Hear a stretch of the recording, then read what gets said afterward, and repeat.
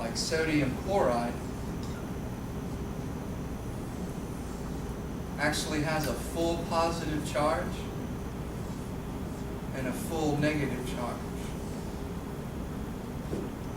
In your polar compounds, and this is nonpolar covalent,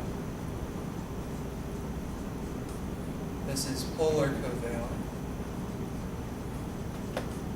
and this is ionic.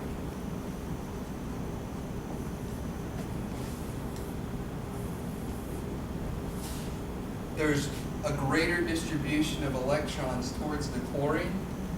This is going to be partially negative. And if this side's partially negative, that means the other side is going to be partially positive. And what that looks like is they use a lowercase Greek delta that kind of looks like this.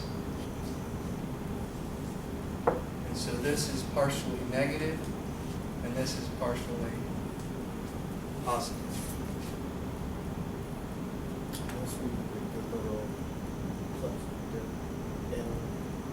And then you'll have something that's called a dipole. A dipole, we'll use, and let me clean this up a little bit. Looking back at HCl, you'll use a vector, and it just means it's going in one direction, and so you'll draw a line through it to represent a vector. The arrow, the head of the arrow will always go towards the more electronegative element. So there's going to be a dipole going this way. Now, there's going to be cases where you do have dipoles, you do have polar bonds, but it's still a nonpolar molecule. Here's an example. CCl4. So we have our carbon. Carbon likes to make 4 bonds. We're surrounded by all of our chlorines. Chlorine is more electronegative than carbon. So we have a dipole pulling upward. We have a dipole pulling towards the right,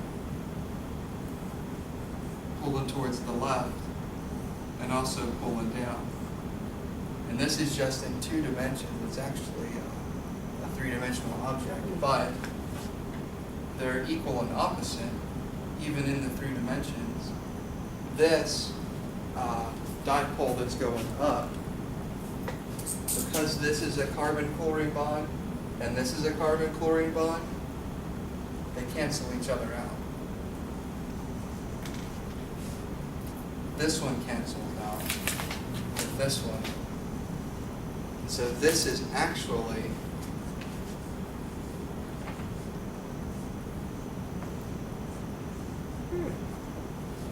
not.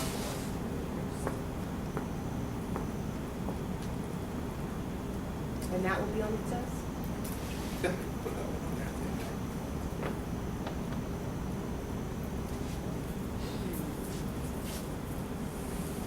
Last thing is going to be naming covalent bonds.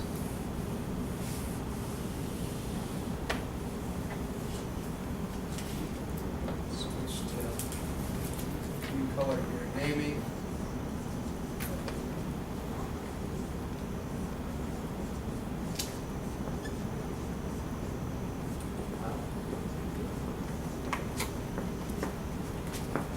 There's 1 through 10 is what is going to be different than naming ionic bonds. You're going to need to know or write it on your sheet if you all decide for a sheet. But you can go up through 10 and you're going to use these prefixes.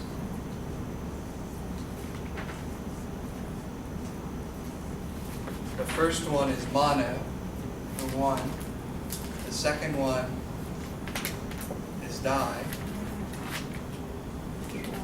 tri, tetra. This one is penta, and then hexa, and then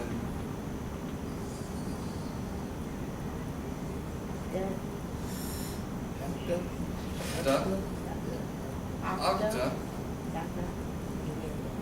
nona, deca. And for some reason, when I would learn these, and you saw me pause even and think about it, kind of balance what I was thinking, I'd always get those two swapped in my mind for just some reason. Some Think of people- pentagon. And then how I would remember is I would think of the Pentagon up in Washington and how it has 5 sides, or a pentagon has 5 sides. And that's how I would distinguish those. Octa like octagon. Nona kind of sounds like 9. And then mono is 1, dies 2, tries 3. The other ones that might be kind of different or a little bit forward in your mind would be tetra and hepta. Hexa is easy to remember because it has the X in it, with 6. You can think of Tetris. Tetris. For 4, I think of the most, because I love that game, the most one, I guess, object can have is like 4 of those little squares.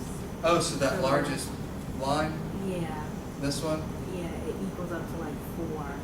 has 4 squares. Yeah. There you go. That's it. So like Tetris, perfect. Oh, I got another example to remember. Thank you.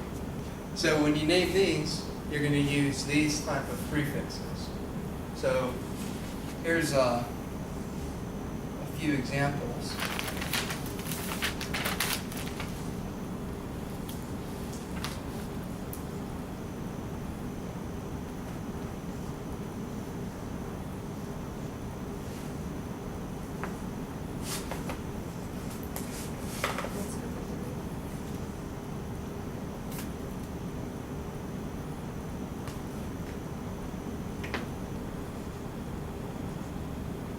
And this again is for non-metal.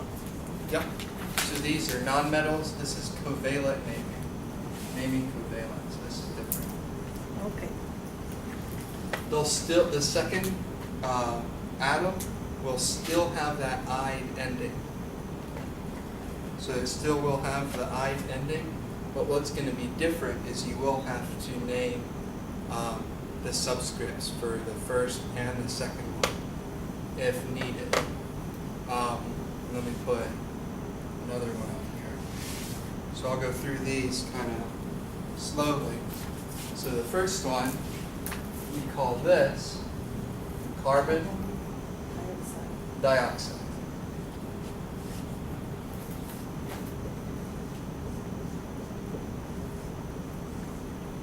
The second one would be sulfur dioxide.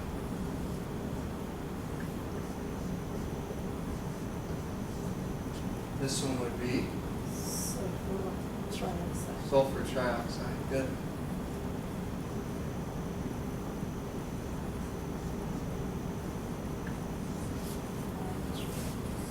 So this one has 2. So you would have dinitrogen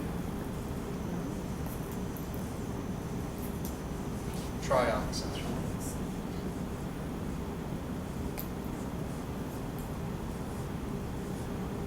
This would be Nitrogen oxide.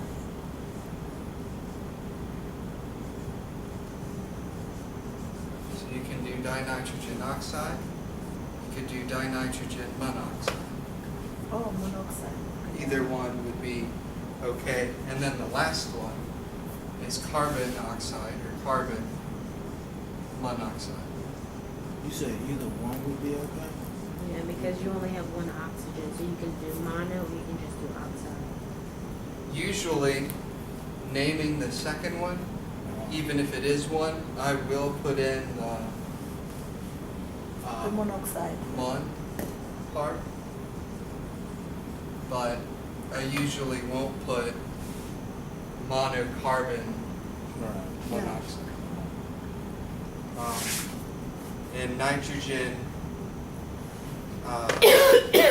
dinitrogen monoxide, N2O, is actually nitrous oxide. So there's other names, but you don't have to worry about this, but this one is laughing gas. You get it in You said laughing gas? nitrous oxide. It sounded familiar. Too familiar. Here's one that's fun to name. This one's interesting. This one has a common name of what? Water. Water. But